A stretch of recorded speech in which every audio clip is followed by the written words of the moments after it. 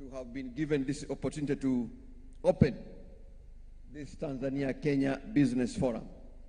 And I want to thank all institutions involved, TISEZA, Kenya Invest, TPSF, KEPSA, and our partners who have worked very hard to bring us together. In a special way, let me thank our friends, Dr. Msemwa and Dr. Abubakari, our two PSs, for coordinating this event very excellently. And most importantly, I wish to recognize the leadership of their excellencies, Presidents Dr. Samia Suluhu Hassan and President Dr. William Ruto, for their commitment to economic diplomacy and regional integration, which has given this forum a real meaning. I also want to thank, on behalf of my friends, the organizers, our sponsors for this event, KCB Bank, Taifa Gas, Amson Group, simuwapigie makofi, Bravo Logistics, Trademark Africa, Equity Bank, our NFRI, Isuzu Tanzania, Azania Bank, and all those that have been involved in organizing and facilitating this particular event. Ladies and gentlemen, let me speak rather plainly in the context of today's theme, unlocking private sector growth and investment.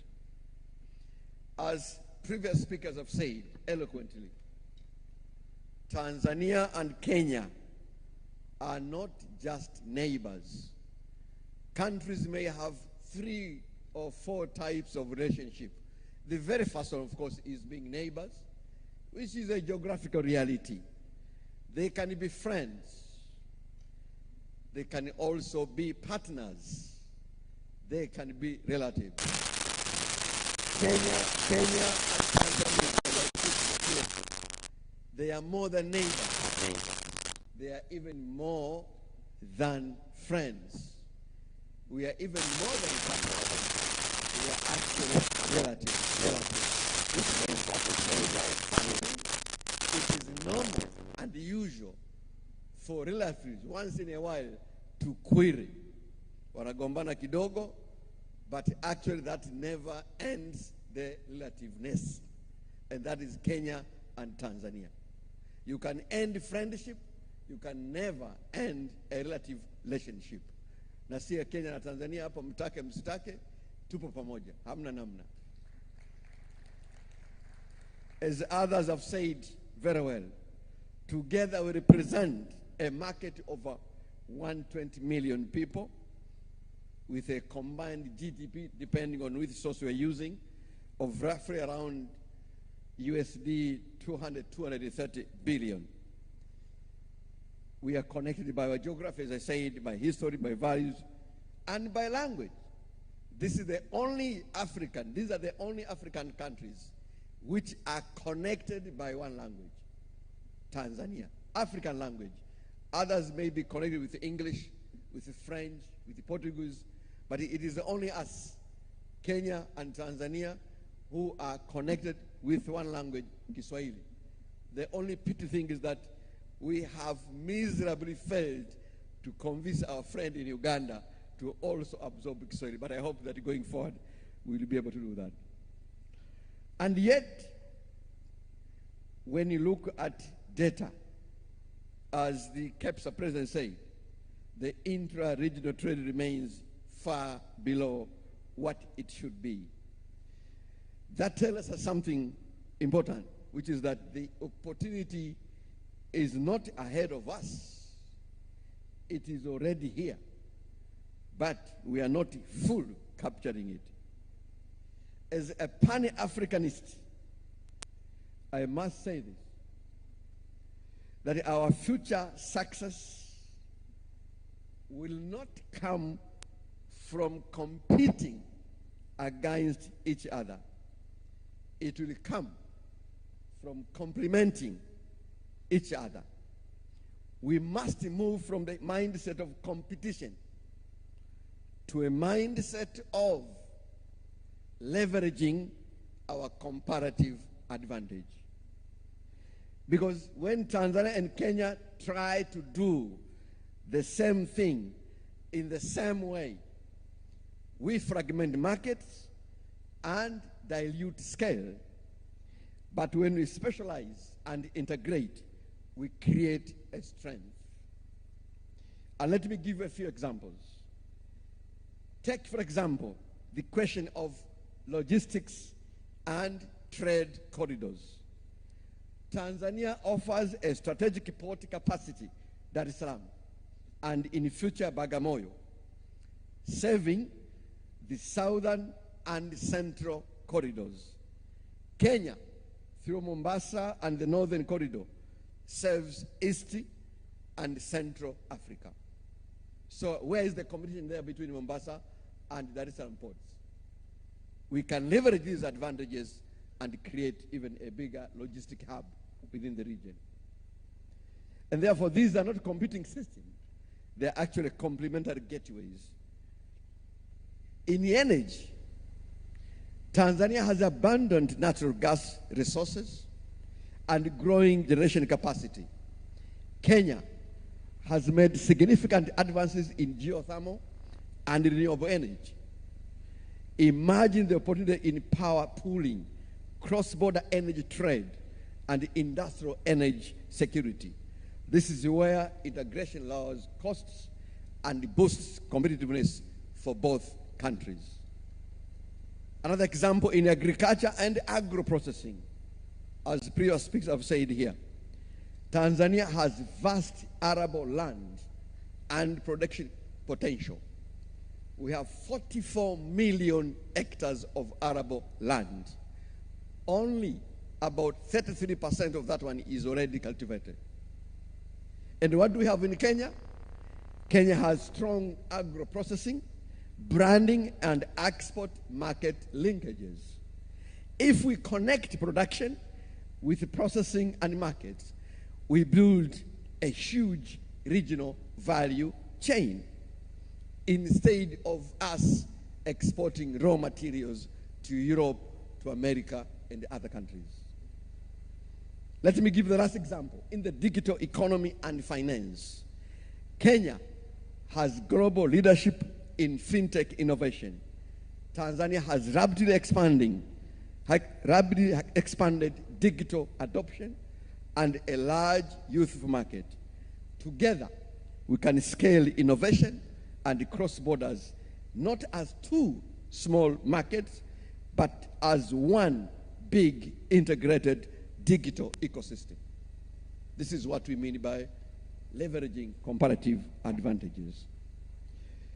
Ladies and gentlemen, Kenya is already a very strong investor in Tanzania. It is the 8th largest investor in Tanzania. And the data are very clear. But the point here is that it is not just about more investment. It is also about smarter investment. Investment that recognizes where each country is strongest and builds linkages. On our part, Tanzania is continuing to improve the investment environment. We are strengthening our one-stop center. We are expanding our special economic zones. We're investing heavily in infrastructure. As you know, we have our SGR, our ports, our roads. We are also improving the regulatory environment and reducing bottlenecks. And more importantly, and our DIRA 2050, we are positioning the private sector as a lead sector in terms of driving our economic transformation. And our vision is cognizance of the East African Vision 2050, which projects that by 2050, the East African economy has to be $10 trillion. And we want to contribute to that one to $1 trillion by 2050. Let me also be clear here, as others have said. Governments can only create the environment. It is you, the private sector, who will drive the economic integration. Our role as government is to have the right priorities, and I think we have the right priorities, is to create necessary conducive environment, and that is what we are doing, and to catalyze the actions. And this is why our two heads of state are meeting this afternoon to do all these things. Distinguished ladies and gentlemen, this forum is therefore important because it brings decision makers and investors into the same room. So I'd like to encourage you to focus on a few practical outcomes. Firstly, you try to identify joint investment opportunities, not parallel ones, so that you are able to leverage comparative advantage. Two, to address the remaining non-tariff barriers that increase the cost of doing business in East Africa. And by the way, we have done a lot of progress already. I was a Minister of Industry and Trade a couple of years ago. By then, we were talking about Tanzania-Kenya kuchomeana vifaranga. I think we are now much more civilized. We have moved ahead. We have already addressed a lot of non-tariff barriers. Let us use today's state visit and today's forum to address the remaining non-tariff barriers so that our people are able to trade freely. Because there can be no meaningful political freedom without economic freedom. Economic freedom includes our people being able to do business across the borders easily. And three is to build cross-border value chains in key sectors, and most importantly, to think regionally when making business decisions. And all of us travel to Europe, to Asia, to America. If Europe are uniting when it comes to matters of trade and investment, who in Africa we think that we can make a meaningful impact in the global economy by moving parallel? We have no option. We have to come together as a region, as a continent. And I hope that today's forum kickstarts a much more meaningful and bigger economic integration, and not of us leaders, but of our people who are doing business. Because in today's world, competitiveness is not national, it is regional. The world is competing regionally, not nationally. And this is important, and I hope that this forum addresses that one.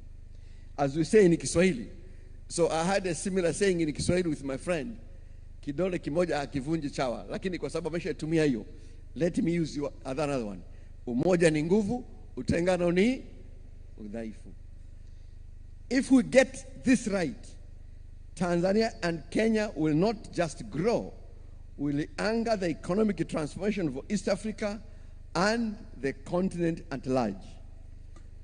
Ladies and gentlemen, the global economy is changing. Supply chains, as we know, are shifting. Investors are looking for stability, are looking for scale, are looking for connectivity. East Africa, and especially our two countries, has all the three. We have stability, we have the scale, we have the connectivity. This is our moment. Let me conclude by reaffirming Tanzania's commitment to deepening economic cooperation with Kenya and the East African generally. To our Kenya's guests, you are not just visitors, as I said, you are partners, you are relatives, biologically and socially. Watu wamezaliwa Kenya wanakaa hapa, watu wamezaliwa Tanzania wanakaa Kenya. Siku hizi tunaoleana mambo mazuri tu. Sasa kwa nini tugombane? Lazima tufanye kazi pamoja. Let us use this forum not just to talk, but to agree on concrete actions. Let us move from potential to performance. We talk a lot about we have huge potential. Let us now transform those potentials into performance. Again, karibuni sana Tanzania. I wish you fruitful discussions and a very successful forum. God bless Kenya. God bless Tanzania. God bless East Africa. Asanteni sana. Asante sana, Mheshimiwa Waziri. Thank you so much, Honorable Minister. This is our moment for us to take. Thank you so much, Honorable Minister. I think the statements of the speeches by both Honorable Minister and the Principal Secretary emphasize on the opportunities available, the importance of complementary cooperation, and how to turn opportunities or potential into performance. Now, to prepare us for the hard work of the day, and it's going to be hard work, I should promise, this is not going to be an easy ride. We will hear two brief presentations from the two investment authorities, just to tell us what are the potential in the two countries and what can we do as private sector to turn those potentials into performance, as Honorable Minister said. So I know the two of them are straightforward. You'll be going to the point. So you'll have 5-7 minutes, John, to present the opportunities and the potential in Kenya and what one needs to do to turn those potential into performance. Technology team, if you can upload the presentation and the audiovisual aid that he had prepared. And then after the CEO of Can Invest, then I'll invite the Director General of TISEZA. Karibu, Mr. John Mwendwa. Good morning, ladies and gentlemen.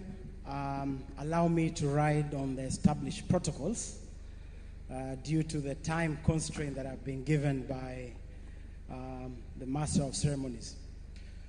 So what I will do is share a short presentation which is on your screen, a few numbers so that we do justice to the largest gathering of Tanzania and Kenya investors in modern times. I am told by my colleague from the Tanzania Investment Authority, we have nearly 1,000 companies from Tanzania attending this forum and just slightly under 200 from Kenya.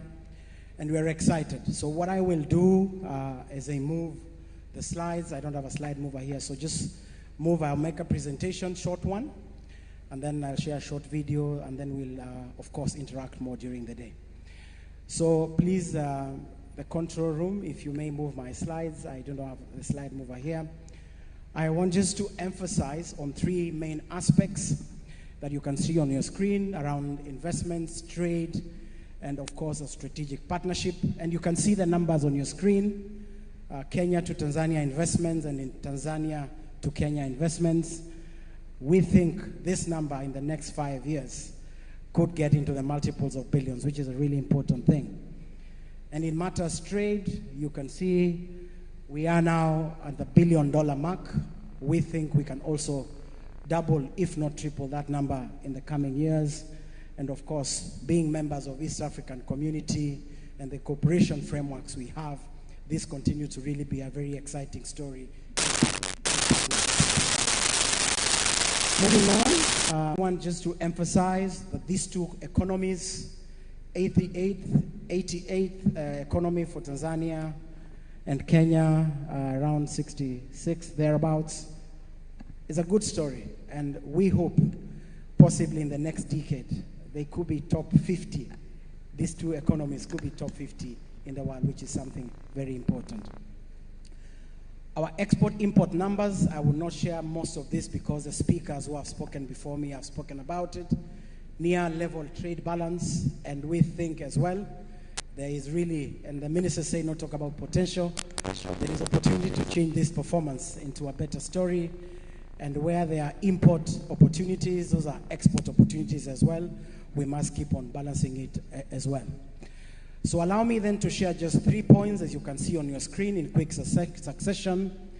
Kenya's unique opportunity. I will not do justice if I did not talk about the value proposition for Kenya and the sectors where, if you're sitting in this room, you can talk to us about, and of course, the enablers for investment in Kenya.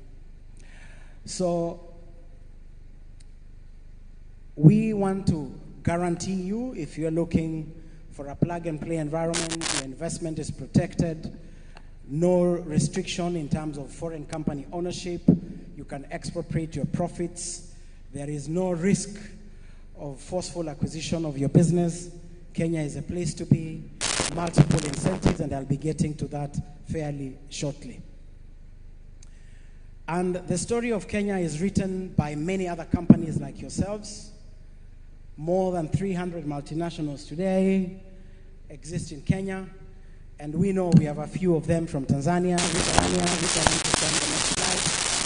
You see that these are just some companies. There are a couple of Tanzanian companies who are in Kenya, but we just thought, given some of the recent ones, including Taifa Gas, Amsons, etc., we want to really grow this number. We know there are 500 plus from Kenya who are here, and some of them are in the audience. We want to, of course, balance this and have many companies from Tanzania investing in Kenya.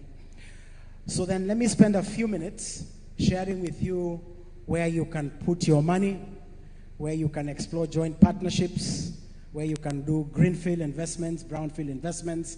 Ignore this slide, it's a bit busy. I'll go to the next one where I can give you the details on this. And the first three you see there between manufacturing, agriculture, and livestock, these are the sectors that have got significant contribution to GDP. And we know Kenya is a manufacturing hub. Tanzania has got a manufacturing ambition.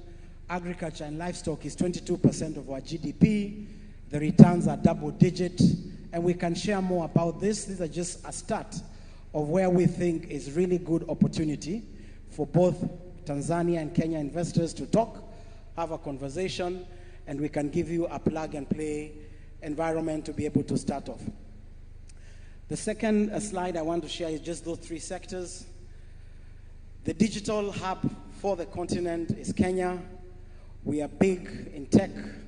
We are the leader in startup funding, etc., etc. We have a big housing agenda. Construction sector is doing very well. Government of President Ruto is really ambitious in creating that environment, and we know of an acquisition in the to take advantage of this. And of course, we are sisters and brothers in our tourism ecosystem. We continue not only to welcome Tanzanian tourists, but also offer bankable opportunities in hotel industry and hospitality. If you want to really plow some money and really partner into a tourism space, we'll be able to give you that as well. And my second last slide on the opportunities. You know, our Kenyan people are very creative. The creative economy, film, art, and I am sure you also meet them on social media. They are the best in class in the world, and we have a lot of room to innovate. I want to echo the words of the minister who say the innovation in this space can transcend either country and be joined. Our mining is nascent, emerging. We did a wonderful mining conference recently. The Minister for Mining from Tanzania joined us, and we know there's a good story of mining from Tanzania. Kenya is really ramping up its pace. We welcome you to work with us so that whatever is underground can come upstream, and we can do a lot of beneficiation, our blue economy, and of course our environment and forestry because of carbon credits. These are really opportunities that we can be able to share with you. We will not fail to talk about potential investments, especially in infrastructure, logistics, as has been said by speakers before me, our energy systems, and this is really about public-private sector partnership opportunities, which I'll share details about. We are really ramping up our energy mix from 3 gigawatts to 10 gigawatts in the next 7 to 10 years, and there really remains a lot of opportunity to work with you.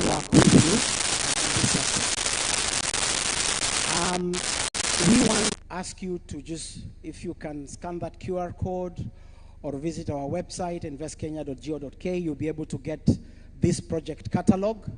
It has a lot, about 50 plus opportunities, and I will just share a flavor of some of these projects, because if I have 1,000 companies here, I would like at least some of you to live with some projects, and these projects are available. And moving on, you'll be able to see a spread between our National Infrastructure Fund, which is our brand new infrastructure fund, which is seeking to mobilize nearly $50 $43 to $50 billion worth of investment across multiple sectors, public-private partnership opportunities, private sector opportunities, etc., etc. These are all listed in that document we just shared a short while ago. And these are some of the examples in the public-private partnership space. Our Mombasa Highway is a really good project. I will not go through all of them. As you can see, this information will also be available at our booth outside. These are just some of the public-private partners that are available for most of you who are in the room. And you can also look through some of the buckets that our National Infrastructure Fund is seeking to roll out between irrigation, energy, road, transportation, sanitation. These are just new emerging opportunities, large ticket items. We encourage both private sector here, including some of your pension funds, private equity players in Tanzania, to work with partners not only in Kenya but around the world to work around these opportunities. We also have some pure public sector opportunities which are nascent, which are ongoing, are available for you to take advantage of, and some of them may also look for private players to come and invest, but public sector is also going live, issuing tenders as options for for private investors to take advantage of. And my final one is really, we also have private sector companies who are looking for partners. So if today you want to find a Kenyan company that wants a JV partner, we just have a sample of them. We have more, but this is just an example of some who are saying, look, if you have some money, we are ready, we are already operating. Let's look at how we can do an equity play. If there's debt, KCB is here, and we are happy to ensure they can also see whether they can be able to do this with you, and we have much more to share. So my final slides will just be about the enabling ecosystem for Kenya, and I'll be very sharp and on this. The first one is really our stock market, the largest in the region, nearly $25 billion market, as you can see there. A lot of people ask for an easy way to enter and exit a country. The stock market presents that opportunity. We are raising capital very aggressively through the stock exchange. So please think investments through this portal as well. The second is really our special economic zones, incentives in terms of tax benefits that are available, corporation tax benefits, and there are lots of zones in Kenya, and I know our colleagues in Tanzania were talking to us last evening about how to have joint zones as a way of ensuring we can co-create opportunities of how to make investments move across the region, and this is available. And as I heard the scary number from Honorable Minister of, the much arable land that is available here, 43 million, Honorable Minister, hectares. We have 500,000 acres already ready for you. It's a small scale compared to what we have here, but if you'd like to really see how you can scale up there, please talk to us and we'll be able to give you a lot of information. And finally, before I sit, it is always a good question to know, where do you go when you come to Kenya? Please talk to us. We funnel you to any arm of government, just like TISEZA does here. You do not have to go to a lot of places. We have a one-stop center. Our work is to walk with you the journey from when you're in ideation and thinking through things all the way to when you're in operation, or should you desire to exit, we can see what options we can give for you. And because we have been limited by the master ceremony, you'll allow me, as I sit down, to just share with you a 2-minute clip about the summary of what we have said about the investment narrative, what we call Kenya's investment dynamic. I thank you, ladies and gentlemen, and look forward to a wonderful session today. Thank you.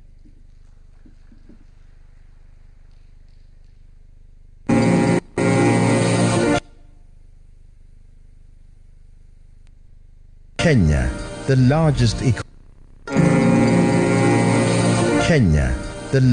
economy in East and Central Africa and the 6th largest on the African continent, offers investors a stable market growing at a rate of 5% annually.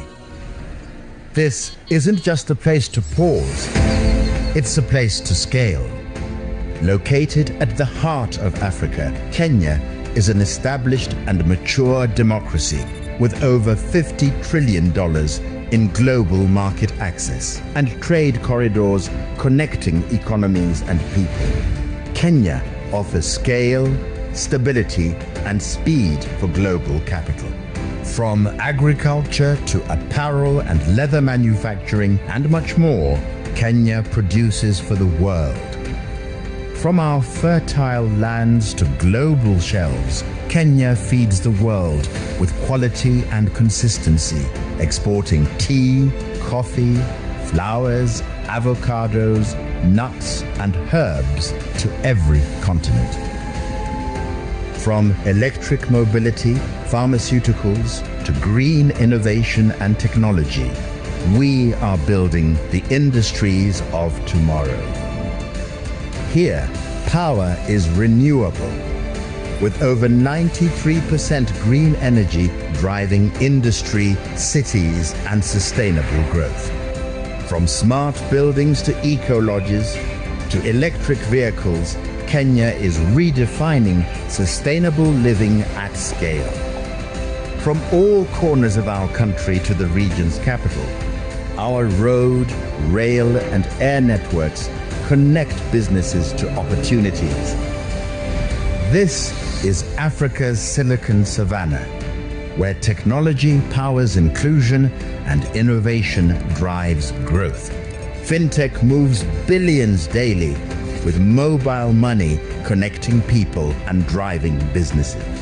Home to 85% of East Africa's tech startups, Kenya is the continent's digital gateway, ranked #1 in Africa on startup funding.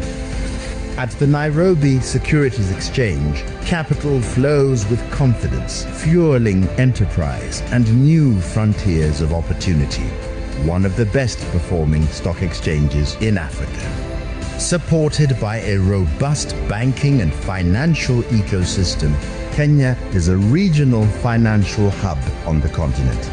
Across special economic zones and industrial parks with progressive fiscal benefits, opportunities scale fast. Invest in Kenya for clear incentives, investor protection, and a robust legal framework. Our greatest strength is our people, young, skilled, visionary. They are not waiting for the future. They are building it every day in every corner of our land. Home to more than 300 multinationals and growing, and the only United Nations headquarters in the global south, including UNEP, Kenya stands as the environmental capital of the world. We are predictable, competitive, and open for business. Kenya offers high quality of life, vibrant cities, world-class hospitality, and extraordinary natural landscapes. A place where global talent can live, work, and belong. Kenya is where Africa's industrial growth takes shape.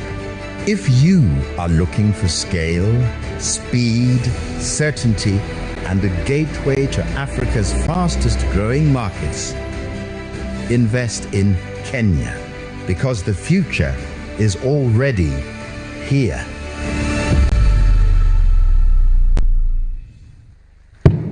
Thank you so much, John Mwendwa, for an excellent presentation and an excellent video.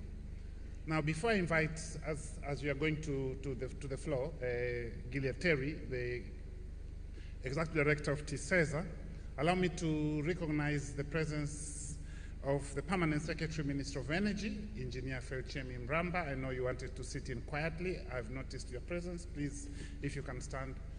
I know there will be a lot of energy deals and people will be coming to you. Karibu sana, Engineer Mramba. I also allow me to recognize the presence of the Deputy Permanent Secretary, Minister of Industry and Trade, Mr. Aristides Mbwasi.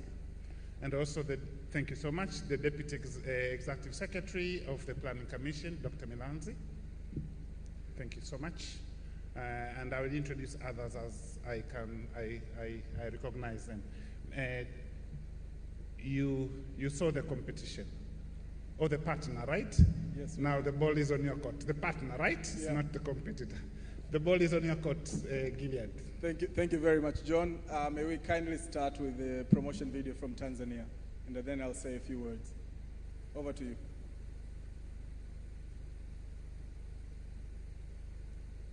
Where will your business be in 50 years? There is a country that has set its course far ahead, a land of vision, youth, and ambition. This is Tanzania, your getaway country.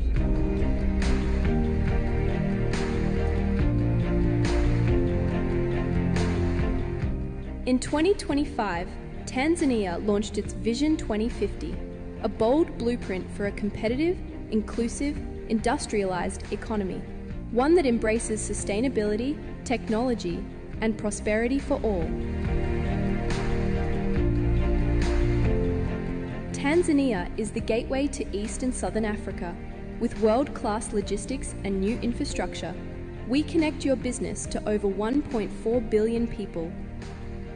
With over 94% mobile money penetration, digital banking, and venture capital support, Tanzania is investing in people who invest in ideas.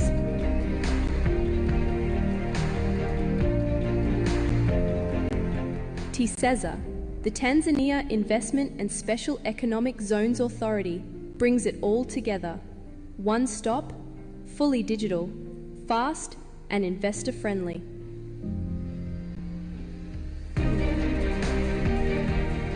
Under the leadership of Her Excellency Dr.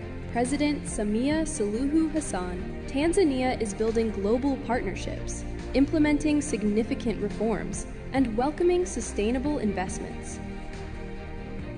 Where will your business be in 2050? Choose a country with a plan. Choose the country building the future today. Tanzania, your getaway country. Your future now.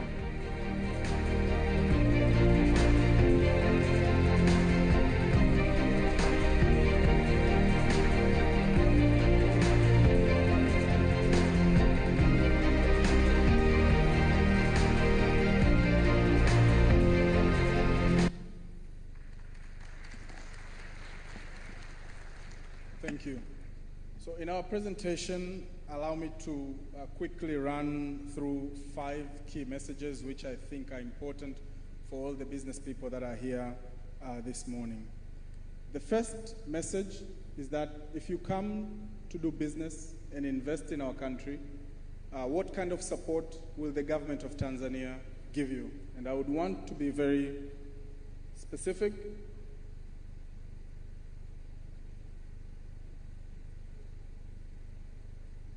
Next slide, please.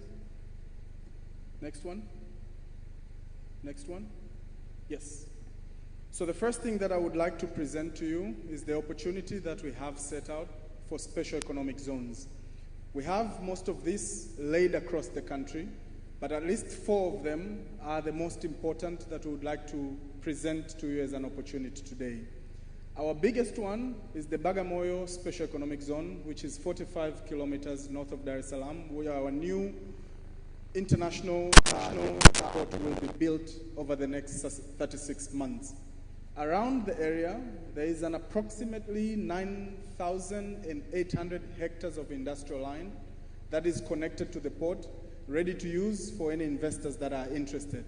We have set zones in other parts of the countries, including Dodoma, including Kahama, which are dedicated for specific products. For example, the one in Kahama is specifically for mineral processing within the country. So these special economic zones are specially created for any investors that are looking for plug and play and ready to invest industrial infrastructure across the country. Next slide, I would like to talk about the incentives that you will get should you decide to come and do business in our country. The first thing, all your raw materials and capital goods that come into your factory would enjoy 100% duty-free exemption. We provide exemption on capital goods and raw materials.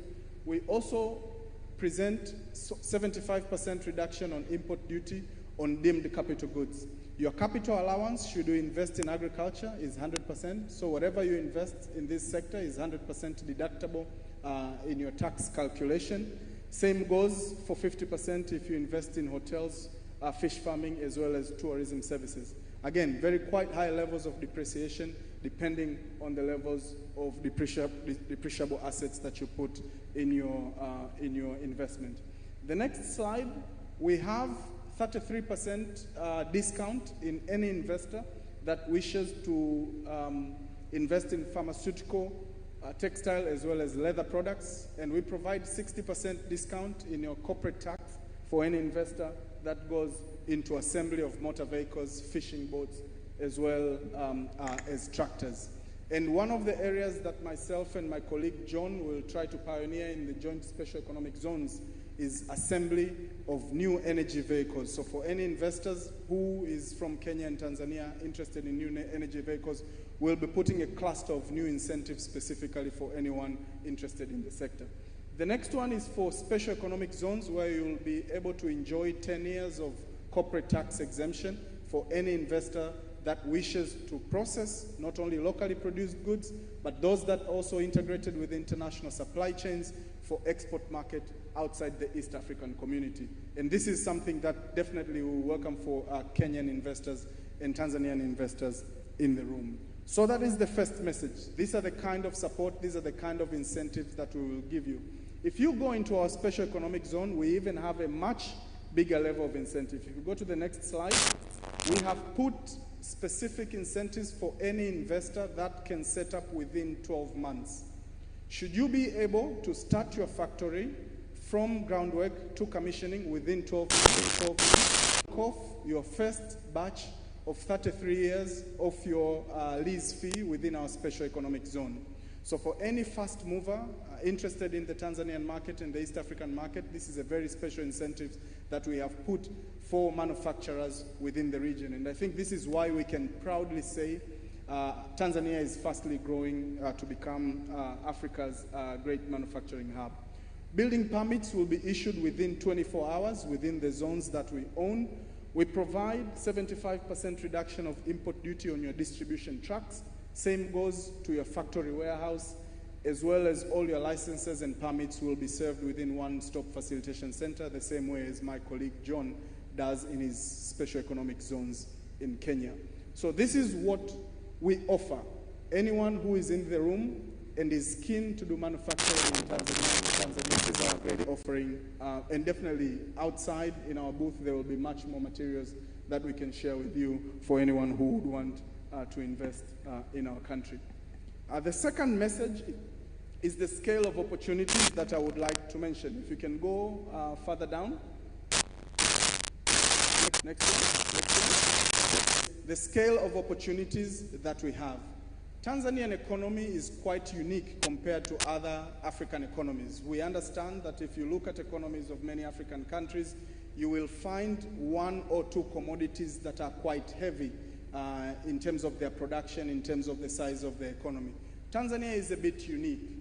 20 to 25% of our economy is agriculture, but we have around 10% of our economy being in manufacturing, another 10 to 12% being in construction and real estate sector, another 10% being in real estate sector, and so goes services and sectors like mining that also have around 10% of our GDP. So the depth of opportunities in our economy within the East African context is quite unmatched. And this is why Tanzania has been able to cushion different downturns of the economy trajectory across the world because of the scale and the depth of opportunities that exist.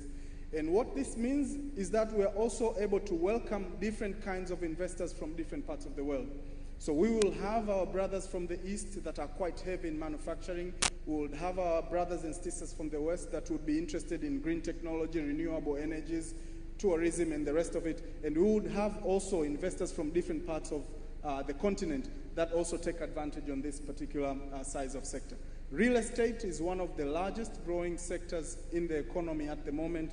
And again, the scale of opportunity within the East African community is quite unmatched. The fourth message that I would like to mention today, the third would be the joint special economic zone that my colleague Mwendo has also mentioned. But the fourth one is continued engagement. The buzz that we have received today, and I was telling John yesterday, on this economic forum is something that we have not seen in any other investment forum that we have hosted in our organization. The desire of Tanzanians and Kenyans to engage is the biggest compared to the desire of Tanzanians to engage in any other country worldwide. And I think this is a signal that continued engagement should be there. My last two messages. First one is that the scale of investment within Tanzania has really grown for the last 5 years, and I'll show you the numbers in the next slide, please. In 2021, we did 252 projects in a year. In the year 2024, following the reforms that Her Excellency Dr. Samia Suluhu Hassan unleashed in our economy, we had our best investment year in the year 2024, with 901 projects worth $9.3 billion invested in Tanzania. And this is triple to when Her Excellency had taken office 3 years prior. This had been the best investment year in Tanzania since 2013. The year 2025, we beat the record for the year 2024. 927 projects worth close to $12 billion, quadruple the amount that Her Excellency had found when she got into office. And what this is telling us is that Tanzania is on the rise, and really, really, that buzz, we are feeling it in the room today, and we are very happy that our Kenyan brothers have come to see it. My last remark, 50% of the investments that we registered last year are either Tanzanian-owned or Tanzanian joint ventures with foreigners. In Q1 this year, that number was 56%. This wasn't the case 4 years ago when the number was hovering between 10 and 20. And the message is to our Kenyan brothers is we are coming for the top spot. And by 2030, our economy will be the largest in East Africa. Wait for us. Thank you.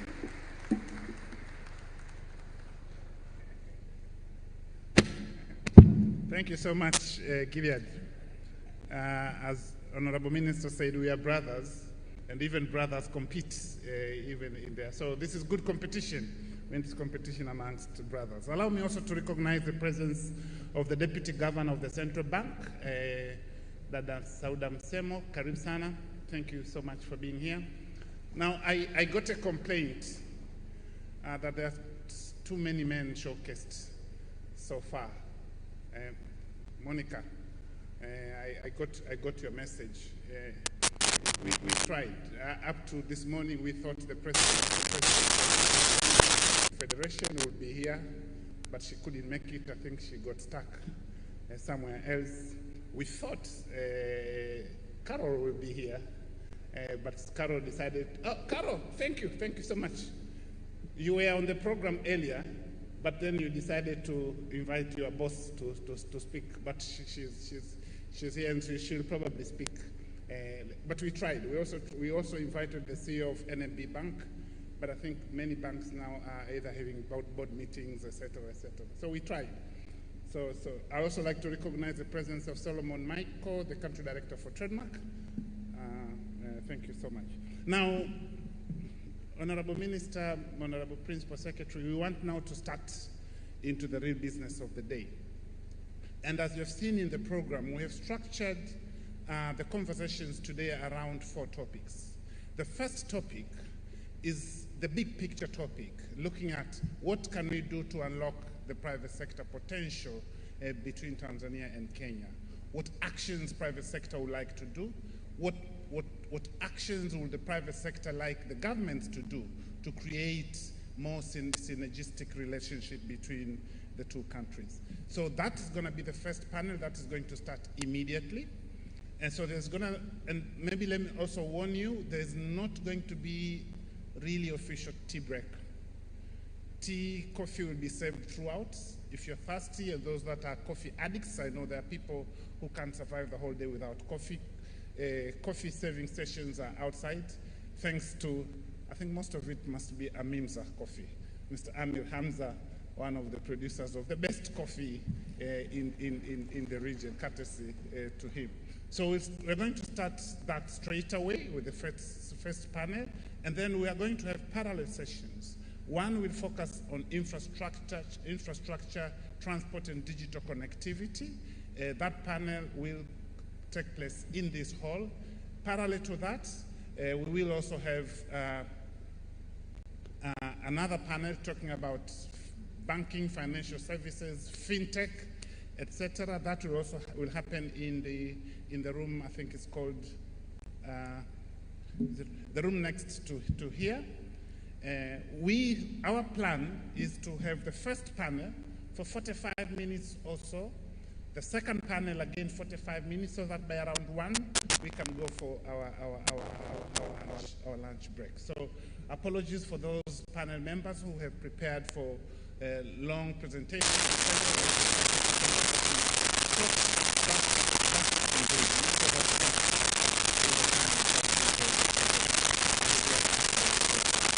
So without further ado, my name is John Mann. I was actually the stopgap MC. I was not supposed to be the director of ceremonies for this morning, but unfortunately, the director of ceremonies has been caught up.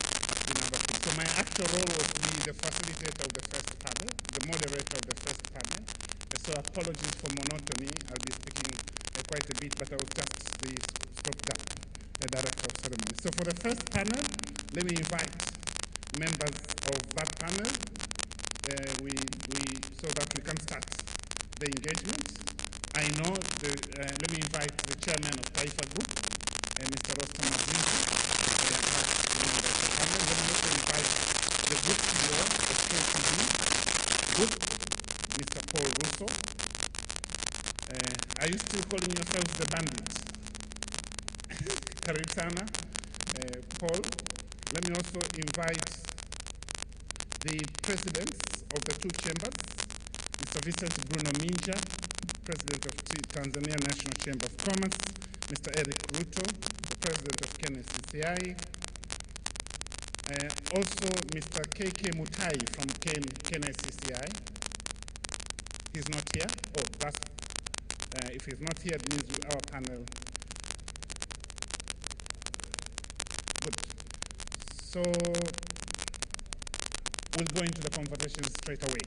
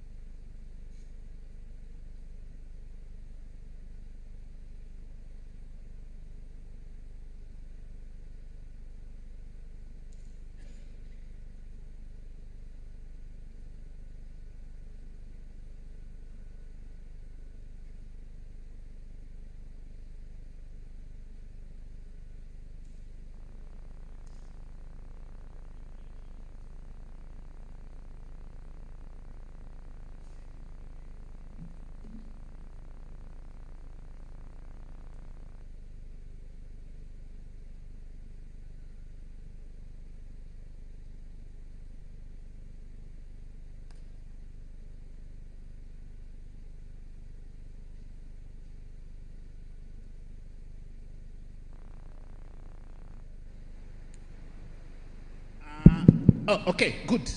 Sorry, apologies. The technology doesn't seem to be very supportive.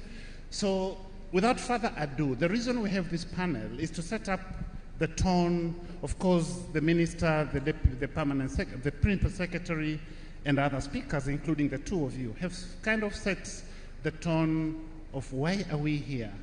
What do we see ahead of us? What should we be doing? But I would like to hear from the two practitioners from private sector. Rostam, you have been an investor in Tanzania. You have now a lot of investments in Kenya. What do you see as the biggest untapped commercial opportunities existing in our economies? And if you look at a 10-year horizon, what do you see could be the role of private companies, private sector executives like yourselves to really untap this potential moving from potential to performance. What do you think you can do? And also you can give us your reflections. What do you think the government can do, or governments can do, to make it even more possible for you to do what you're doing? Karibu. Thank you very much, Honorable Minister, Professor Kitila, Permanent Secretaries, Deputy Governor, fellow businessmen, ladies and gents. Thank you very much for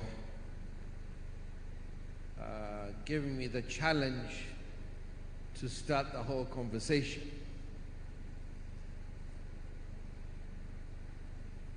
I think the conversation should not be about trade. The conversation should be about building a single commercial system,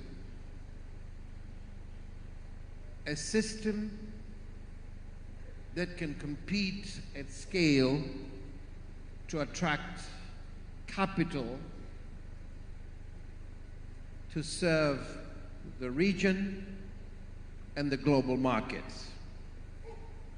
This system, the single commercial system, should go across Tanzania and Kenya, and together we can achieve that. So we move from trading to something much greater than what we have at the moment. You see, the world, we have, the GDP of the world is the GDP of the world is $100 trillion. The debt is $300 trillion. So obviously, governments cannot borrow much. And it is the opportunity or the necessity for the private sector to step in and do the work. So this is how the global situation looks like. If you look at our own two countries, Kenya has already reached its ceiling in the sense that it can hardly borrow. Tanzania is nearing that level, which again makes it necessary for the private sector to get involved. So if you have a single commercial system that takes both countries together, the scale is what will attract capital, and that capital is what is going to develop the economies of our two countries and really unlocking the potential that we have. You see, we're talking about small GDP really. $130 billion for Kenya and about $100 billion for Tanzania are small numbers given our population. So we obviously have a lot of potential, but this potential can only be realized through joint projects. For example, let's look at PPP. We need to harmonize our PPP and identify a few projects that can make a difference. And through that, after harmonizing our PPP, we harmonize our capital markets, we can issue bonds, we can have individual investors, we can do IPOs, and that can seriously transform the infrastructure of our two countries, enabling these two countries to really, really unlock the true potential that we have. So I believe that the way forward is to create a single commercial system between our two countries and unlock all the potential that we have in order to realize the true potential of our two countries, which in 2050 will have 250 million people. And we have an ambition to grow this economy to $1 trillion by 2050. Kenya has a similar ambition. I do not see how we can reach those ambitions without working together as a single commercial system that can give us scale, which will then attract capital that can be invested, and that's how we should move from here. Thank you very much. Asante sana. Thank you so much, Rostam. I'll later come back to you with a question on the action that you think the two PSs for investment should start thinking to creating that single commercial system. I'll come back to you in terms of what do governments have to do to make that possible. Paul, you have had Rostam, you as being the Group CEO of KCB Bank, operating throughout the region, you know the markets very well. Where do you see the biggest untapped commercial opportunities? What can we do to really tap those potentials? Karibu.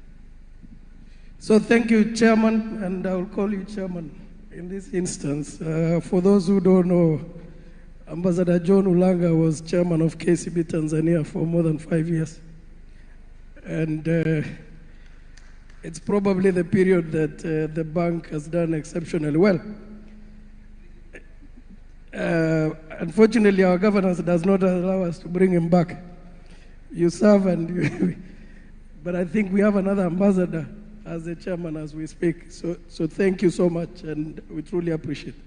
I think allow me to say two things first about KCB as I transition to answer your point. So we've been in this market since 2008. And I know the team are here, but the progress that team has made in the last 6 years is amazing. Amazing in the sense that it's just not growth of the bank, but truly bringing to life what I believe is important for a bank, and particularly for all businesses. I think we need to simplify why institutions or businesses exist. And my considered view is they exist for prosperity of the nation, the prosperity of people, and definitely, the prosperity of those owned businesses. Because I think we wire business for profits in a number of instances, Chairman. And if that case then is true, we as institutions, for example, KCB, that is present in 7 markets, must take a bet in what we are discussing today. To unlock investment, you have to be deeply committed to it. And I think in many instances, we've tended to evaluate businesses and opportunities from exactly that, rather than unlocking the potential. I think the minister did mention moving from potential to performance. If you want to move from potential to performance, somebody has to take a bet on you. But I think, Chairman, there's something we don't want to address in the room. Private sector loves predictability, loves transparency, and investment will follow. And I think the challenge that we have for a number of us, particularly in the private sector, is to take the lead to deal with the mistrust. And I know it's relevant in the room. And maybe you called me bandit earlier on. You know I will say it. Private sector must take the lead.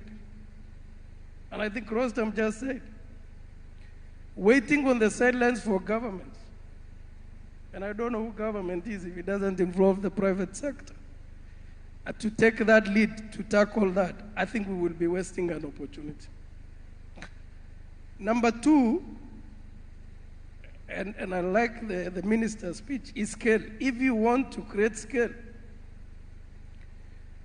focusing on one nation or one market is not going to help.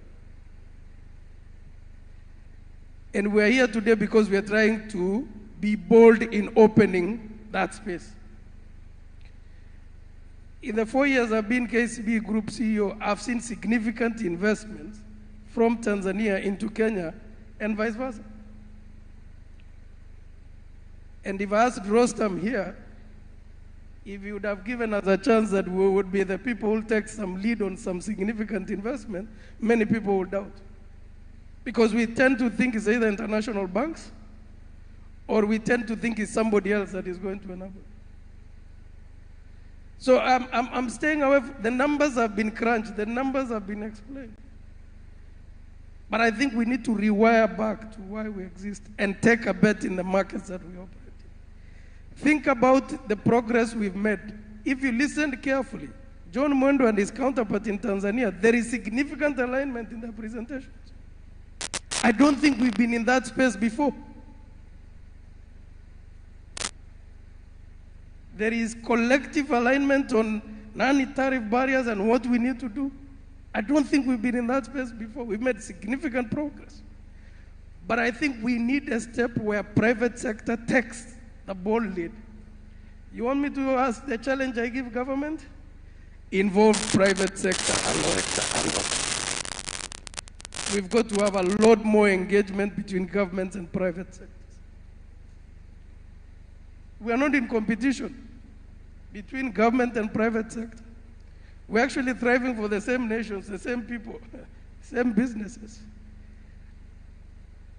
I can only say the work that the KCB team in Tanzania, leave alone the group, has done in the last 6 years is a true testament. And they're here. That you can move into a country in 25 years and make significant contribution in that country. Finally, I think, Chairman, I will say, we're not just talking about move regional business, try and partner across, try and move. It is actually a survival instinct. In 2023, and I like using examples, and I've worked in this country for 3.5 years in Barclays. In 2023, with the pressure and performance issues in Kenya, if KCB had not moved to extra markets, to the 7 markets, would have announced a profit warning.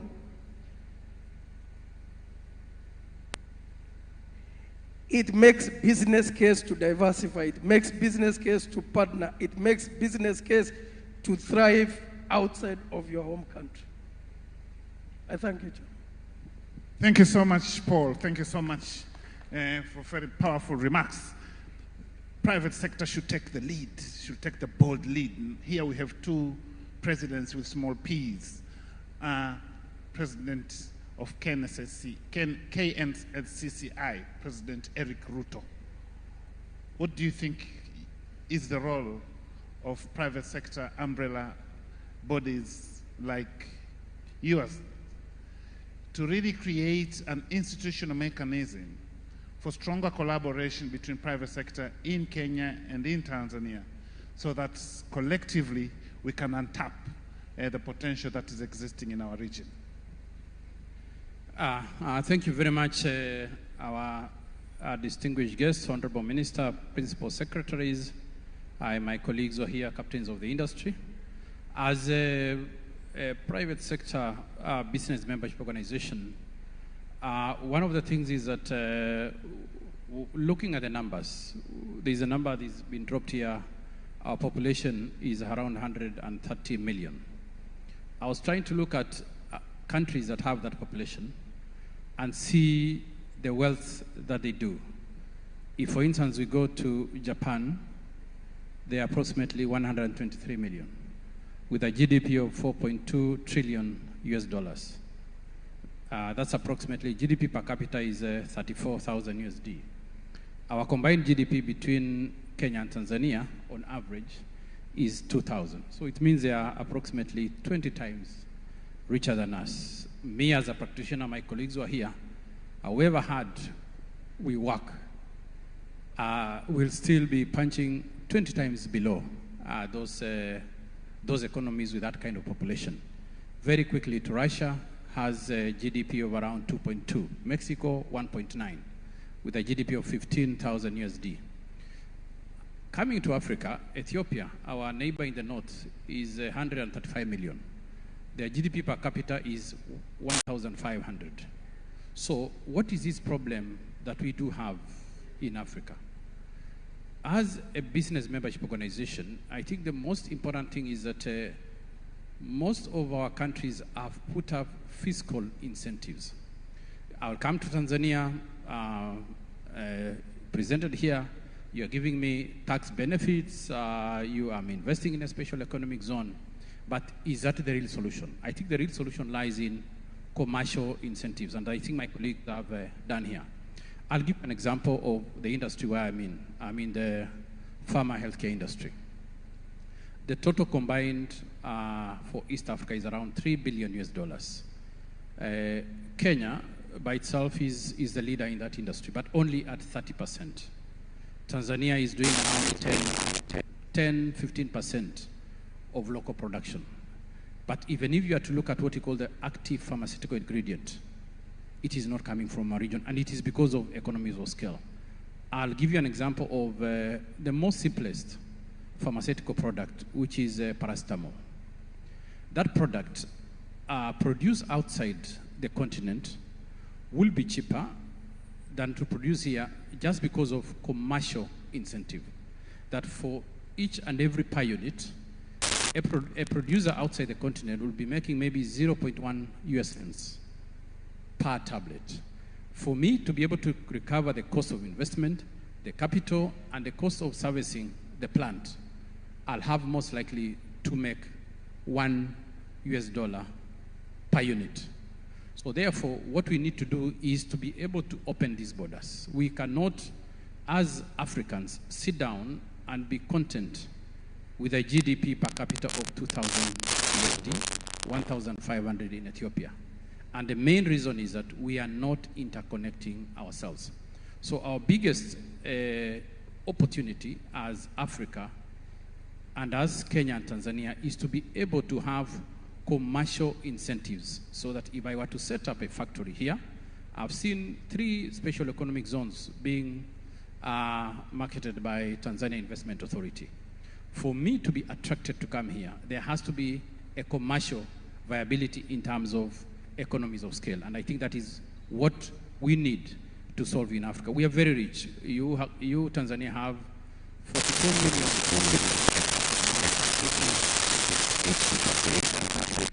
Kenya, in terms of our factories, textile, in terms of cotton, the chairman here of KEPSA, his factory is operating at 50%. Edible oil, we have 12 factories operating at 50%.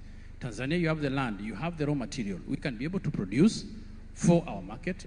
Kenya, we're importing almost 90% finished textile material.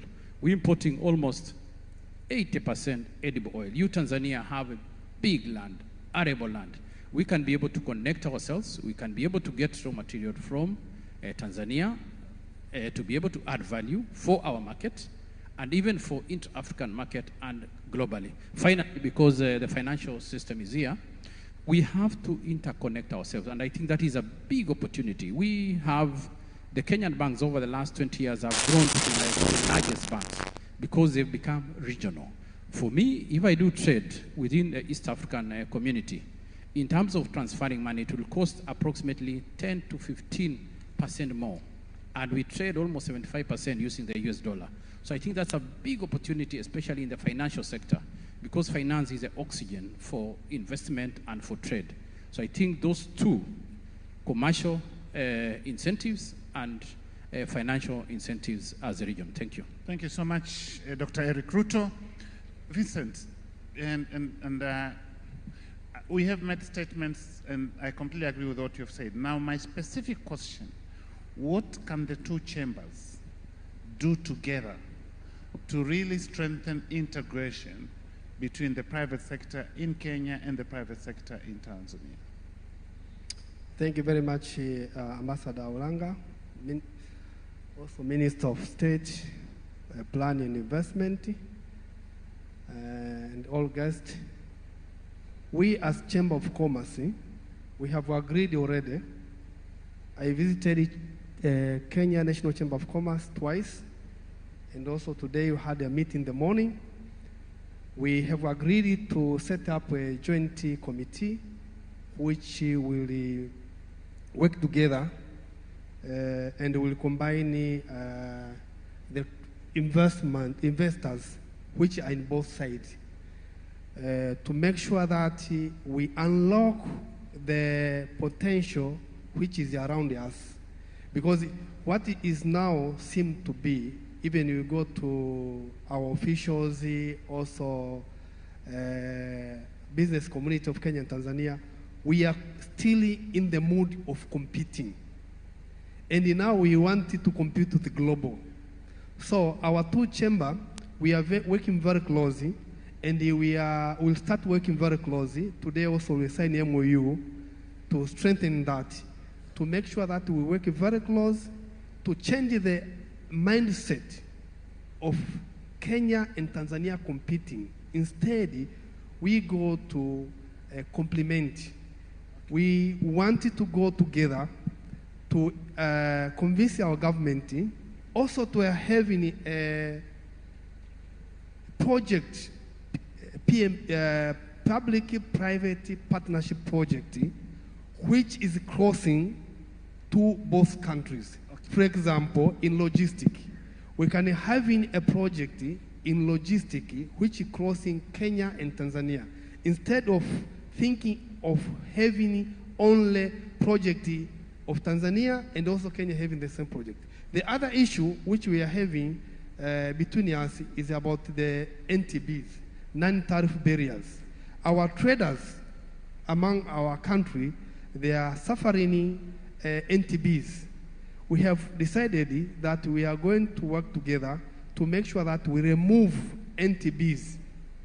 Because, for example, say, we having TBS here, Tanzania Bureau of Standards. They are regulating the standards of our products. Kenya also having a Kenya Bureau of Standards. They also regulate the same product which is manufactured here in Tanzania, maybe steel bar. When it go to Kenya, they will start testing it again.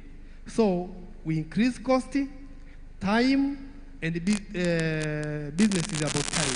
Also the same in Kenya, when it is certified, when it comes to Tanzania, it starts again to be certified. So this is a point which we want to work together to make sure that trade between our two countries is being easy, and also government working together with us, then we can reach our targets. Thank you so much. Dr. Ruto, let me put you on the spot. You know, the last time Tanzania-Kenya Business Forum happened in 2021, when Her Excellency President Samia came to Nairobi. 5 years later, because President Ruto is coming to Tanzania, we are having the next business forum. Should we wait for 5 years? Should we wait for 3 years? Should we wait for presidential visits for businesses to meet?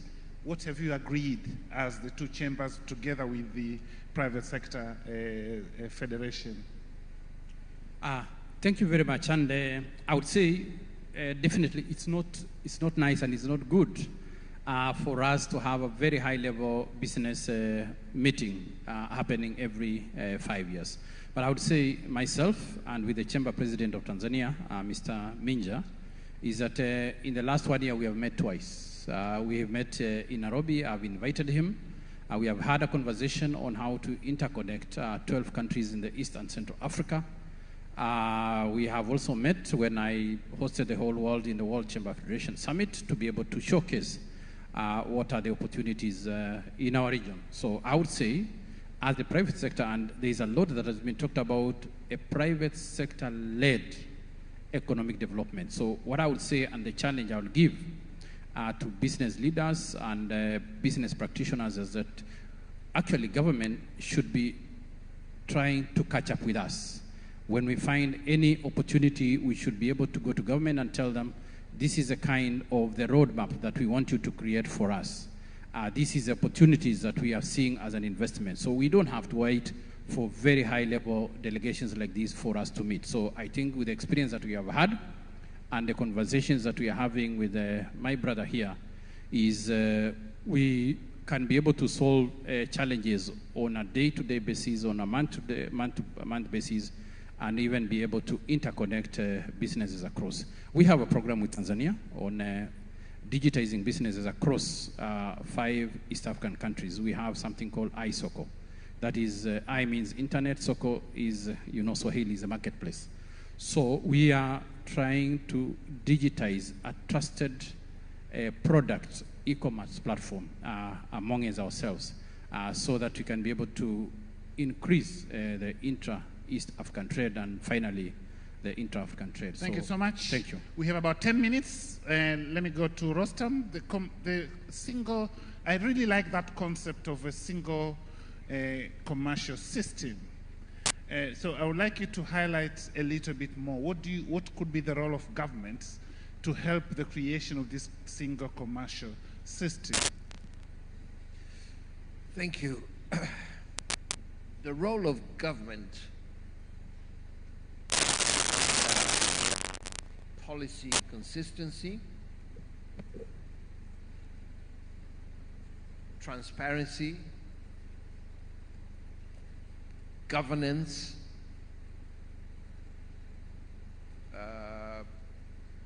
really in general, predictability. In order for this to really take place, you'll have to be able to attract capital at scale. And if you're to do that, then your governments better be serious about how they govern, because that's the only way you can attract such capital. And it is that kind of capital that can transform our countries. Let me just give you one example. A country the size of Tanzania needs approximately 17,000 megawatts of electricity to really develop a league of $2,000 to a GDP of $20,000. At the moment, Tanzania does not even have that coming in. Same case with Kenya. Kenya and us are pretty much in the same level. We are going to develop. We really need to scale. So in order to scale,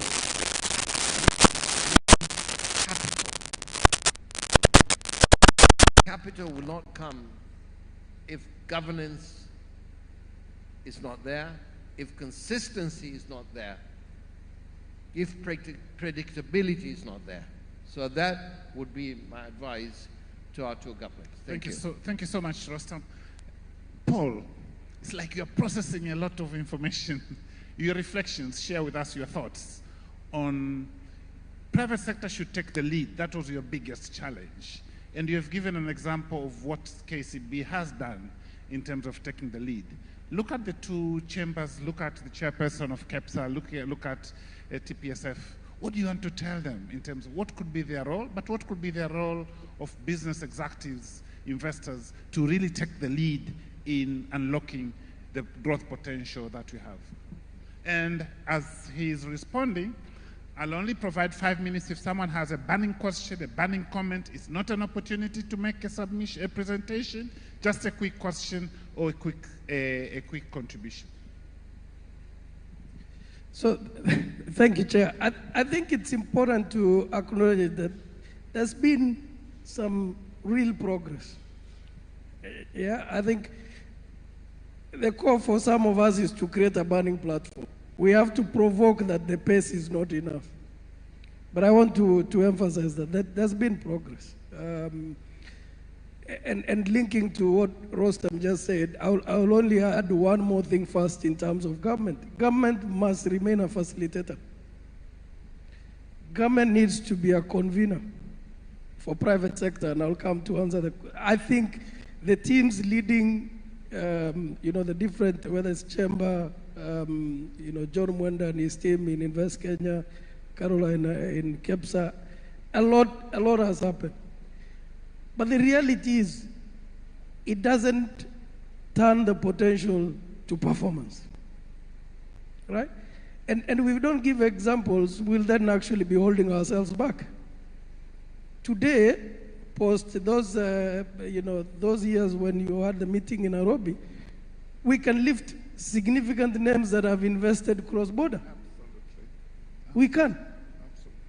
Today, Amazon's group runs what used to be Bamburi. Whether it's under Mbeya Cement, or in Bamburi, or East African Portland Cement. If I asked you, Chairman, 3 years ago, you'll think it would happen. Because we have to confront some of these things, right? If you go back close to 10 years ago, special economic zones were there, but they're coming to life, right? You've got to give Rostam the confidence to invest in Dongo Kundu, which has always been a blueprint in Kenya. But that bold move to be able to do that, those have happened in the last 3 years, and that progress is happening. Significant investments in cement, right? And I'm speaking to particularly those that KCB is behind and enabling. I think there has been a lot. What we shouldn't accept is that pace is okay. Right? And I like again what Rostam has said. If we don't fix the cost of energy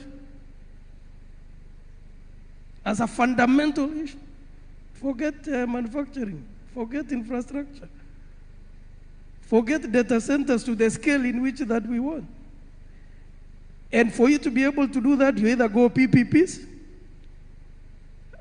or you facilitate as government the private sector players to come together to be able to bring that to life. So, Chairman, I'm a bit provocative. There is a lot that has happened. But I'm a fan of what the minister said, scale, pace. We must create some impatience.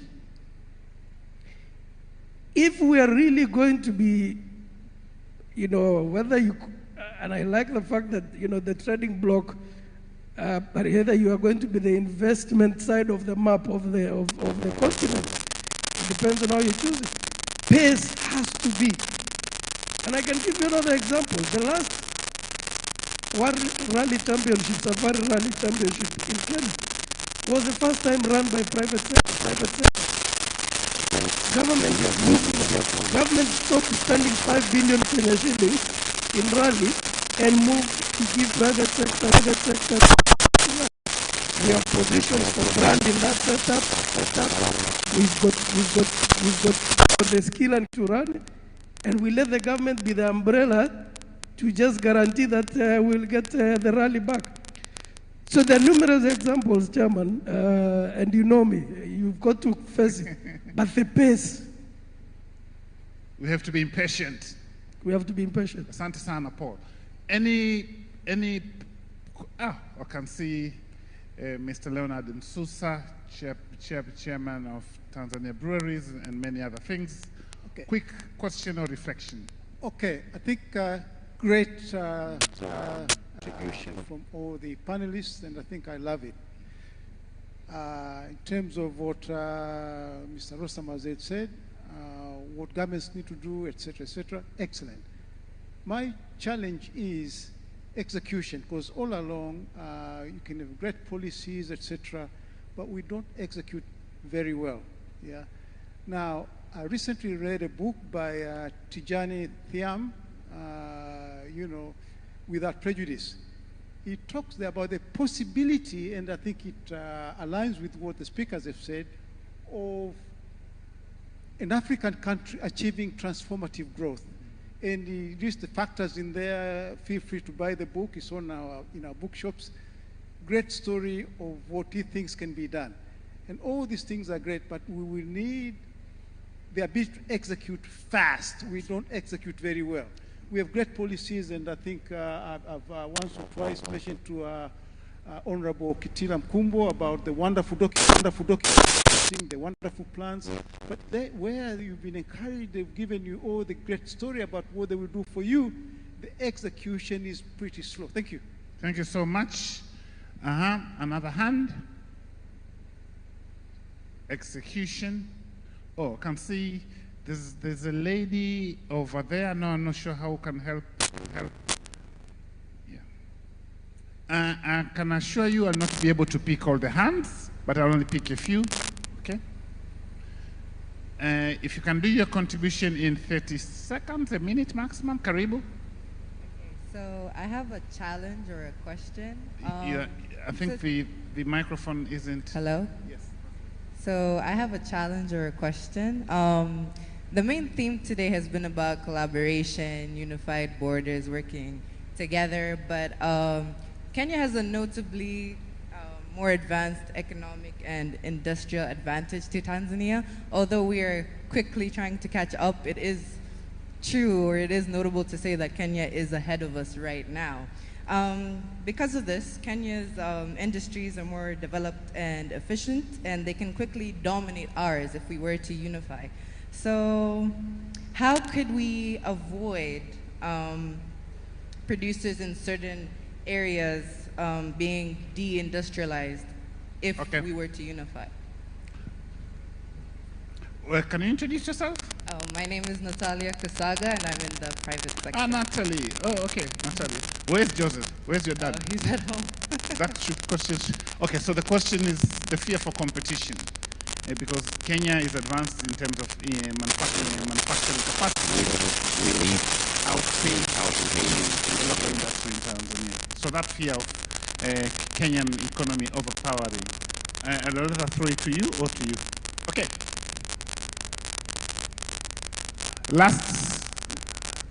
Now if I'm to give you the last opportunity, the question has to be so thought-provoking. And it has to be from someone who is doing business between Tanzania and Kenya. Someone who is an investor, an industrialist, or into manufacturing. That hand is still up. You know, I was trying to create criteria for the hands to go down. That one is still up. Would you please introduce yourself? And that's going to be the last question. And if you don't fit into those criteria, I'll ask you to sit down. Thank you, Chair. I am Anthony Musyoki. I represent Isuzu East Africa. We manufacture vehicles in Kenya, and we're selling vehicles in Tanzania. Oh, Isuzu, okay. Isuzu. Yes. We have our branch in Tanzania, good. Dar es Salaam. So I wanted to talk about the fear of the lady and also ask a question related to that. Don't respond to the question? No, I'm not responding. Okay. My question will be to respond to that fear. So basically, one of the problems that we're facing, talks about private sector and government a lot, but I think we're forgetting about the people of Kenya, the people of Tanzania, and largely the people of Africa. The people of Africa, one of their biggest problems is cheap credit. And this is a problem that we're facing for Kenya and Tanzania while we're doing business. Can you please just ask a question? Yeah, so I think my question goes to Paul Rousseau. What can we do and what can our government help us to do to achieve cheap credit at single digits interest rates for our people? SMEs are suffering, and that is where the growth will be. What can we... So what can we do to do that, to achieve that? Thank you so much. I'm sorry, I have to be a bit strict because of time. So this is an opportunity to either respond to a question briefly or provide your final reflections as we come to the close of this discussion. Thank you. Yeah, I think cost of capital will continue to be a significant subject. Frankly speaking, I'm a fan of lending to private sector. You know, at the moment as chairman of Kenya Bankers Association, I'm pushing for a double-digit growth to private sector from a -2. But there are so many factors that are in interplay, to be honest. What I think we need to do a lot more is to find better ways to structure, find different sources of capital, but also to deal with the different elements that make those costs high. I know in many instances people think I'm very abrasive when I say as long as private sector is competing with government for funding, deposits will be expensive for banks. That will fire credit up. I don't think there is a short-term solution for single digit as far as I'm concerned, given the different factors. But I think there is opportunity to structure facilities to better suit cash flows for institutions, and there is expertise to be able to do that. And like I said earlier on, Chairman, if you're doing business and you're not doing business for posterity of the people, the nation, and not business, cheap will come from somewhere else. And that cheap will not come from Kenya. You know where that cheap will come from. So if we think about competition between Kenya and Tanzania, hello, it is not actually your threat. In fact, the earlier we work together, the better for our own people and our markets. Simply put, I think remember what I talked earlier on about mistrust? We have this blocked view, these shades we put in, that the person on the other side of the border is your competitor. We are stronger working together to be able to make businesses in each of our markets thrive and for us to get better returns. I think it's a conversation we must confront. Thank you so much. I think that deserves a round of applause. Asante sana, Paul. Rostam, your final reflections. Thank you. I think Paul has put it really well.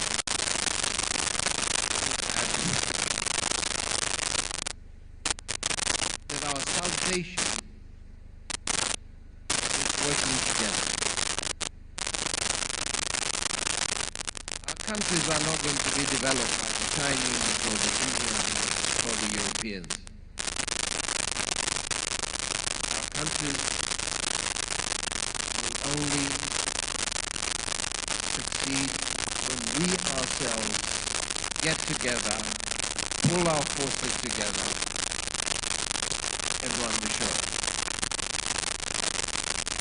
So this is why I was advocating for a single commercial system between Kenya and Tanzania. Because for all intents and purposes, we are really one country. And if we can, we shall leave the politics away from this. Two sovereign states, but as far as the economy is concerned, we shall harmonize, we should be seamless, we should be able to do whatever we want to do in each other's country, and that will give us scale. Tanzania is endowed with natural gas. I said earlier, for every million people you need 1,000 megawatts. Turkey today has 90,000 megawatts for 80 million people. Malaysia has 30,000 megawatts for 22 million people. So slightly more than 1,000 megawatts every million. So in order for us to develop, Kenya and Tanzania would need, by 2050, would need 240,000 megawatts. Where does that electricity come from? That electricity can only come from Tanzania. It is here that we have the gap.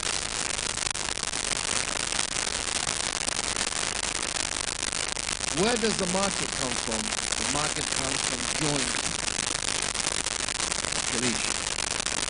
Where do the services come from? The Kenyans are far ahead of us. The services will come from the Kenyans. The banking, insurance. So you see, this is how we complement each other without competing. If you look at Europe, when we're growing up, 80% of the UK economy was manufacturing. Today,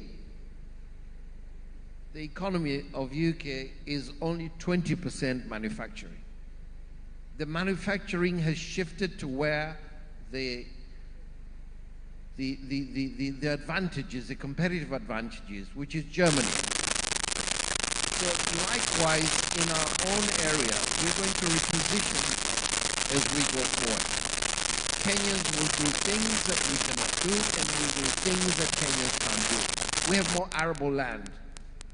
We've been told here. We need to feed all these people. We need to employ all these people. This is why I said that we need to move from where we are to a single commercial system that is completely borderless. We can leave the politics away from this. This is finance, commercial, economics. This is the only way we can grow to $1 trillion economy for Kenya and $1 trillion economy for Tanzania by 2050. So let's change the mindset. We both need each other. Let's treat each other with respect, and let's treat each other as equals. When we do that, we have the right leadership in both countries. Leadership that really does understand how economies work. Let's take advantage of that and change the way we work. If we do that, we are saved. Tanzania and Kenya is a gateway to Africa. These are the two countries that have, the access to the Indian Ocean, the biggest trading route of the world. And luckily, we have many countries that depend on Kenya and Tanzania for its survival. Access to the world. Let's make use of being together so we can serve the region, and together we can compete with the world. We need joint ventures between Kenyan and Tanzanian business people. We need private-public partnerships. We need to work together as one. This is the only way we can develop, and we can take care of our people by making sure they have jobs when there are 250 million of them in 2050. Thank you very much. Asante sana. Thanks so much, Mr. Rostam Aziz. When I was doing a lot of emphasis on the importance of gas, I was looking around. That's when I could recognize the presence of the Permanent Secretary, Minister of Energy, Permanent Secretary responsible for oil and gas, ndugu yangu Dr. James Mataragio. Please, naomba tukutambue. Please, I did not recognize you earlier. My apologies. I should also apologize. There was a panelist that I did not invite, and that's entirely my fault. That shows the problem of my eyesight. Mr. Ashish Mistry, you are supposed to be sitting over there. Now you are there. I will invite you just to provide your quick reflections. My sincere apologies. No, but still I would like you to say a minute, just for a minute, something about what do you think about these discussions? What is the role of a company like yours in untapping the potential that we have in exactly a minute? And my apologies for not inviting you. No worry. Thank you, panelists. Okay, we are a manufacturing company, Safal Group, as we know. So we as a company would like to introduce the AI into the manufacturing, which can make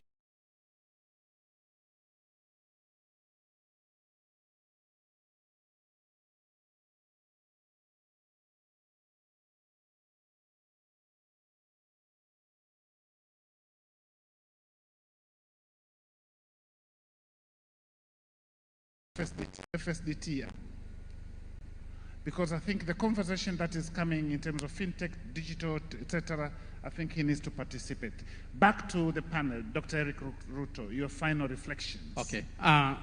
Just to maybe answer my sister there is that fearing competition from Kenya. The first thing in terms of industry is that Africa, out of 3% GDP contribution to the global economy, Africa only contributes 1%.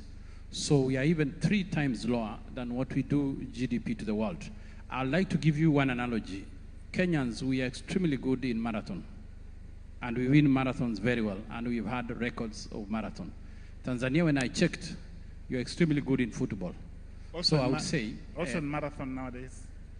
Pardon? Also in running, we are getting much, much better. Okay, perfect. And, you know, for you to be able to produce that record holder, we have 10,000 marathoners who have sharpened that one single marathoner. So what I would say is that for Tanzania, we invite you, let us compete together well. We know we are not very, as a region, competitive in terms of cost of credit. Why? Because we are exporting that credit to other nations. We are not very competitive in terms of energy because we are not having industries at scale to be able to produce energy so that we can be, right now we are paying 2.5 to 3.3 times more in terms of cost of energy because we are not competing at scale. So what I would say is that we still have a huge way from 1% to 16%. So that competition between Kenya and Tanzania should not appear anywhere. Finally, as I close, as representing the private sector, especially from Kenya, I came for a conference in Tanzania, Zanzibar, 7.5 years ago. And talking about the non-tariff barrier, I was asked for a yellow fever card. That yellow card is that it was a little bit uncomfortable because I had forgotten it at home. So I had to go rush back. But what I see actually, it is Tanzania putting something called a non-tariff barrier. Fortunately, when I was going to Zanzibar, I saw a mosquito in the plane.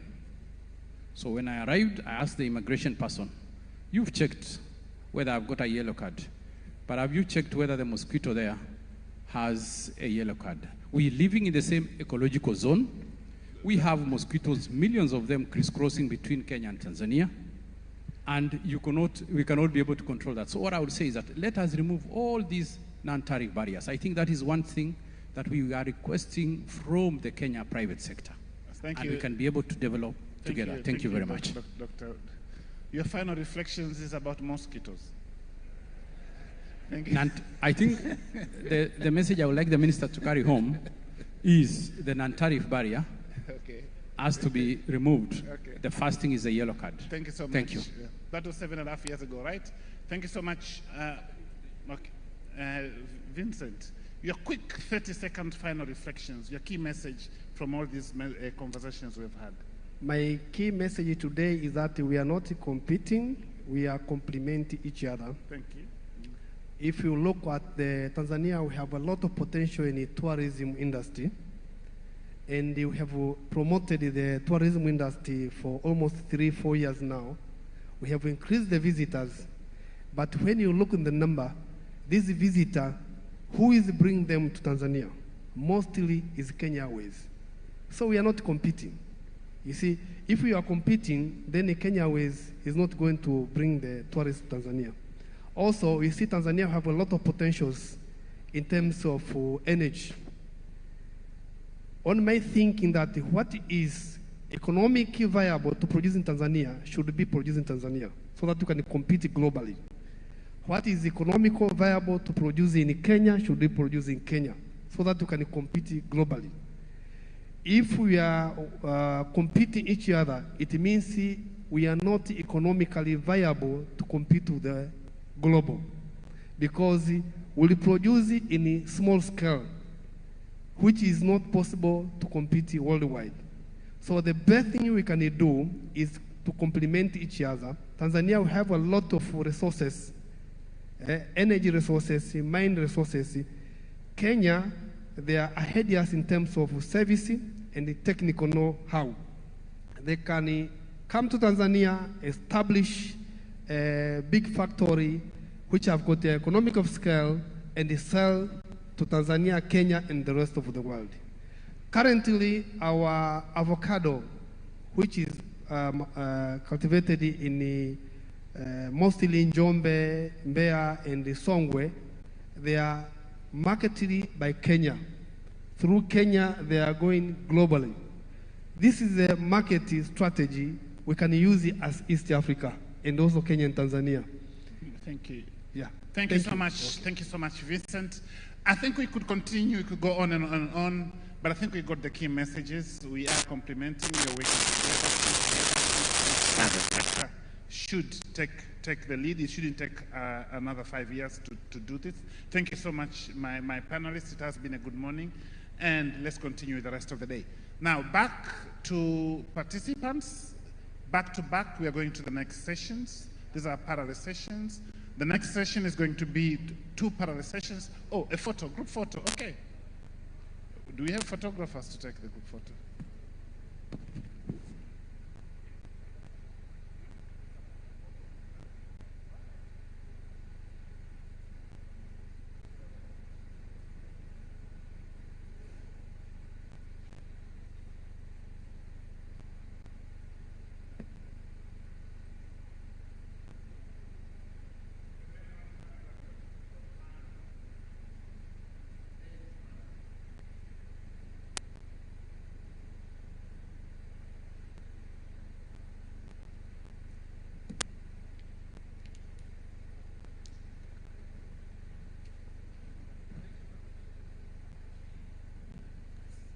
So the panel that will take place in this room is going to be on infrastructure, energy, and connectivity, building the arteries of commerce between our 2 countries. And the moderator of that panel is going to be Monica Hangi, the country director for GASPI Africa in Tanzania. And I think the panelists are Oliver Bantin of Maersk, Mr. Philip Mainga, Kenya Railways, Engineer Kiblaki Bias of Ketraco, and Mr. Masanja Machibia of Tanzania Railways Corporation. And then on Ruaha Hall, just outside to the left, we'll have a parallel session on financial systems, fintech, and the digital economy. And this will be led by Mr. Eric Masinda, the CEO of FSDT, Financial Sector Deepening Trust in Tanzania. And the panelists will be honored to have the Deputy Governor, Madam Sauda Msemo. And then other panelists include Mr. Jaswinda Bedi and Mr. David Tarimo of KEPSA. And I think Dr. Abdulmajid Nsekela might be represented by someone else in the panel. So please make a choice. We have about 3-5 minutes to switch. I'll advise those seated up there to be joining that panel in Ruaha Hall so that we can start in about 3 minutes. And each panel will take about 40 minutes. Monica, you have 40 minutes for the panels so that we are done by around 1. So 5 minutes for switch over into the various panels. And then we'll be starting at around 12:20 with an aim of completing at around 1-ish.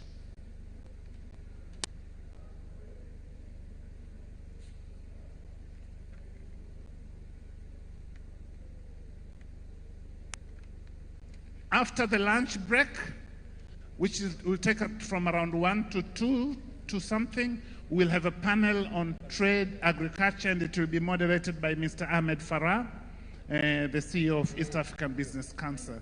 So after the lunch break, we'll come back to the main plenary hall for the for the 4th and last panel of the day, and then we'll clear the room for preparations for the presidential session.